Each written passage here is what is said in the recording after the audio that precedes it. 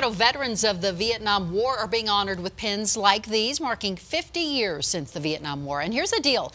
You have to apply to get one. And Nicole Brady talked to Congressman Ed Perlmutter about this program. As part of the 50th anniversary commemorating the Vietnam War, there's an effort to recognize these veterans, an estimated 7 million of them living in the country today. And Representative Ed Perlmutter joining me now to talk about one way they're being recognized with a pin program.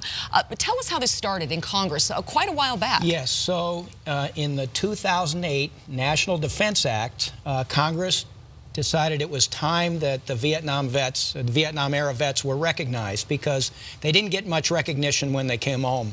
And so these lapel pins were authorized, and then by proclamation, President Obama authorized the manufacture of these things a few years ago. And now our office is recognizing vets from the Denver area with these pins. So people apply, and families can apply to receive a pin. But beyond that, you are organizing ceremonies now to make sure that they really get that official recognition, someone to pin it on them. First off, how did you learn about how this was happening?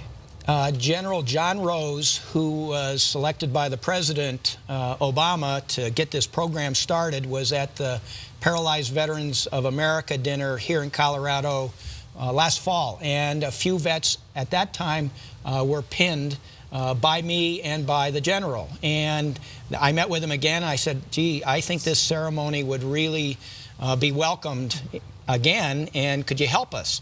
And so we started putting it together, and the response has been amazing. That's what I understand, that the first couple of ceremonies you had planned filled up immediately. Well, we only planned one ceremony for March 24th, and that filled up immediately. Then we planned a second ceremony for April 7th, and then that filled up. And then we've got another one for April 12th, and that's full.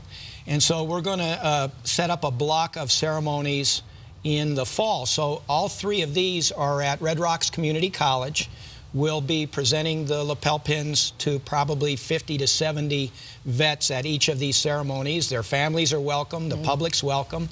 And really, I think that I met a guy at my church who had submitted his information, and he was so emotional about this because for so long, these guys, when they came back, it was tough. We hear that, and yet, you know, over the decades, as people became more aware of that, a lot of these veterans, do they still feel like they weren't recognized for their service?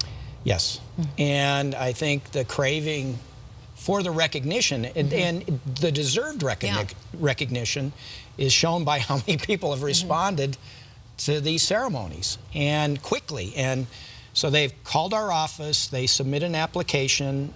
If they have their DD-214, which kind of describes their military service, then we can also find their DD-214s. And then we schedule them into these ceremonies. And it really has been pretty amazing how they've responded to this. Excellent. And you know, as I mentioned, 7 million still living. These veterans gave their time and made such huge sacrifices, lost loved ones to this.